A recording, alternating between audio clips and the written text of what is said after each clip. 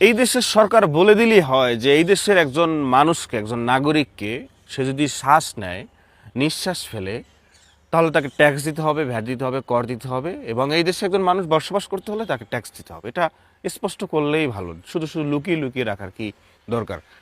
আমরা ডিটেলস আলোচনায় আসি যে ফ্রিল্যান্সার মানে দেশে থেকে যারা রেমিটেন্স ইনকাম করে, রেমিটেন্স তো প্রবাসে করে, প্রবাসীদেরকে আমরা কতটুকু মূল্যায়ন করতে পারি বা না পারি সেই আলাপে যাব না।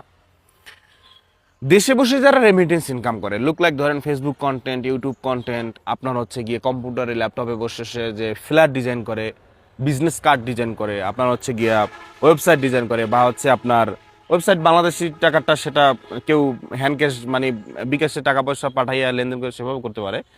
ওয়েবসাইটটা আমরা বাজি, আমরা ফ্ল্যাট ডিজাইন বলেন, বিজনেস কার্ড, লোগো ডিজাইন, মানে বাংলাদেশে বসে বাইরের কান্ট্রির যে কাজগুলো আপনার হচ্ছে গিয়া ধরেন ফাইবারে বলেন অথবা হচ্ছে গিয়ে freelancer.com-এ বলেন, যেখানে আমরা বায়ারদের সাথে মানে একটা কাজে হবে, মানে আমি বুঝতে চাচ্ছি যে বাংলাদেশে বসে যারা রেমিটেন্স ইনকাম করেন সেটা কীভাবে, ইউটিউবেরটা ফেসবুকটা, আমি তো ইউটিউবে কন্টেন্ট দিই না বা ফেসবুকেই দিই।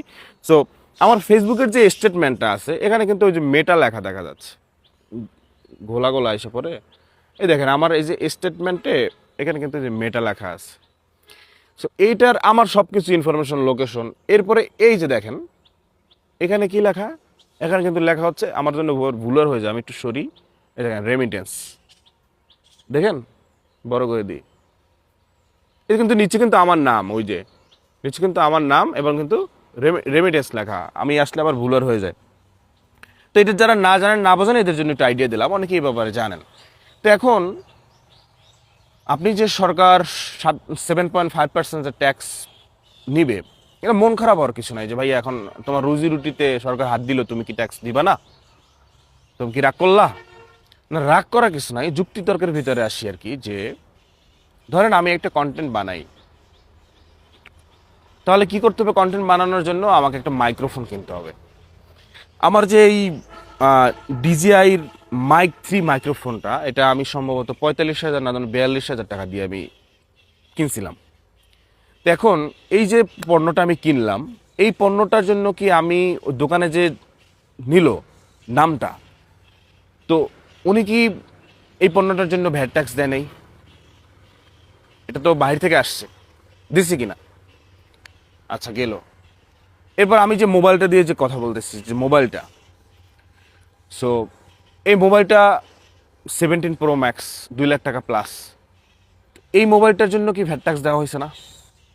আচ্ছা, এরপর আসেন কি লাগবে, এরপর নিজের পারিশ্রমিকের কথা বাতি দিলাম, এরপর আসেন মোবাইল হলো, মাইক্রোফোন হলো, এরপর আপনার লাগবে কি এমবি আপলোড করার জন্য, অথবা ওয়াইফাই, দুইটাই তো অর্থ দিয়ে। তাহলে যে ওয়াইফাইকে যে অর্থটা দেওয়া হয় বা এমবিটা যে আমরা কেনা হয়, এটার জন্য কি কোনো পার্সেন্টেজ গভর্নমেন্ট কেটে নেয় না? উত্তর দিয়েন আর কি। আমি কিন্তু শুরুতেই বলছি আমার কথার সাথে চিন্তা ভাবনার সাথে নাও মিলতে পারে।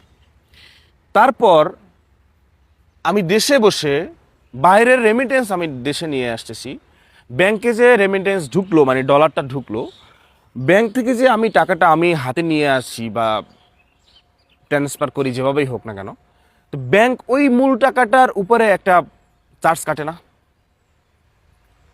এরপরও যদি আপনার 7.5% লাগে, বিগত সরকার স্বৈরাচার আমলে কিন্তু 10% করার কথা বলছিল, আন্দোলনের তোপের মুখে পড়ে সেটা আর করতে পারে না। জুলায়েত আহমেদ পলক সাহেব এসে হাসতে হাসতে সুন্দরভাবে বলে দিচ্ছে যে এটা করা হবে না। একজন ফ্রিল্যান্সার যে ল্যাপটপ কম্পিউটারে বসে যে বিজনেস কার্ড ফ্লায়ার ডিজাইন করবে, সে কি করে, সারা রাত সে কষ্ট করে, ফাইবারে সে যদি এস্টাবলিশড হয়ে যায়, তার মোবাইলেও মেসেজ চলে আসে, অর্ডার আসলে বা কথোপকথন করতে পারে, শুয়ে বসে করতে পারে। তো যিনি ফ্রিল্যান্সার বাসায় বসে করে বা অফিসে গিয়ে করে, তাকে একটা ল্যাপটপ কিনতে হয়, ল্যাপটপের জন্য তাকে ভ্যাট ট্যাক্স দিতে হয়, মাউস কিনতে হয়, কিবোর্ড কিনতে হয়, সে যে বাসায় থাকে, যে ফ্যান চালায়, সেই ফ্যানের জন্য কিন্তু সে চার্জ দিচ্ছে।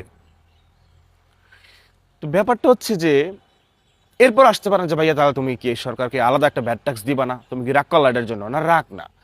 এরপর আসেন, মনে করেন যে 7.5% দেয়া হইলো বা নেওয়া হইলো, এই 7.5%-এর জন্য সরকার আমাকে আসলে কি করলো?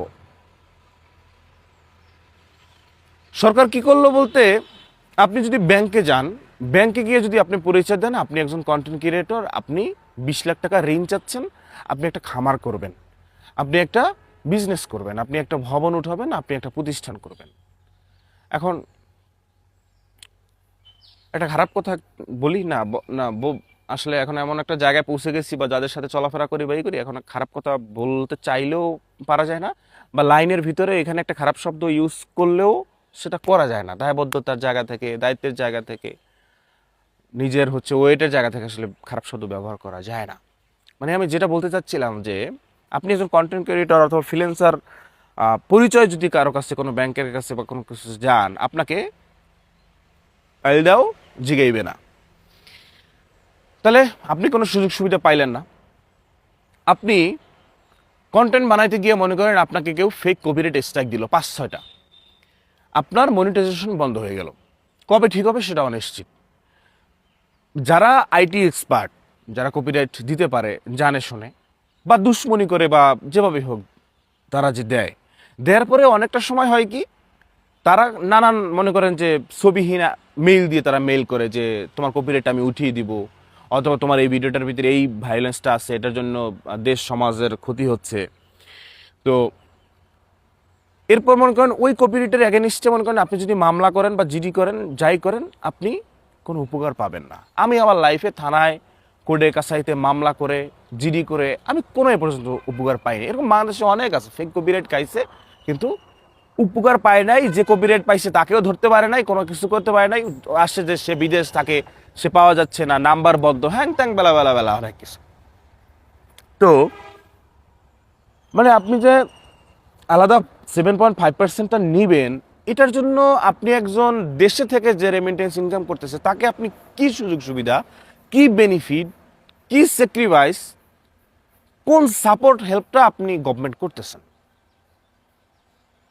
বরংস আপনাকে তো এই দেশে তার মেধা খাটিয়ে পরিশ্রম করে বাইরের রেমিটেন্স ডলারটা এনে দিচ্ছে।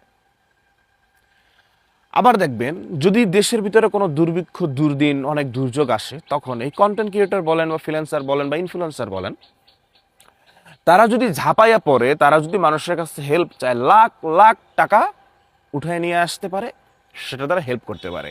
আমরা ওইদিকে যাব না যে অমুকে কোটি টাকা উড়াইছে, সে 10 লাখ খাইয়ে দিচ্ছে, অমুকে খাইয়ে দিচ্ছে, তমুকে খাইয়ে দিচ্ছে, সেই হিসাব, অন্য আলাদা হিসাব।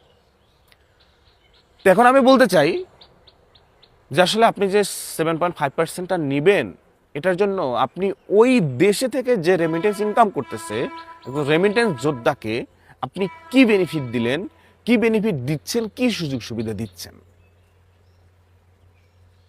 তো এই জন্য বললাম যে এই দেশে নিঃশ্বাস ফেলতে হলে, এই দেশে বসবাস করতে হলেও মনে হয় যেন ভ্যাট ট্যাক্স কর দিতে হচ্ছে বা দিতে হবে, এরকম একটা ব্যাপার মনে হয় যেন এটা।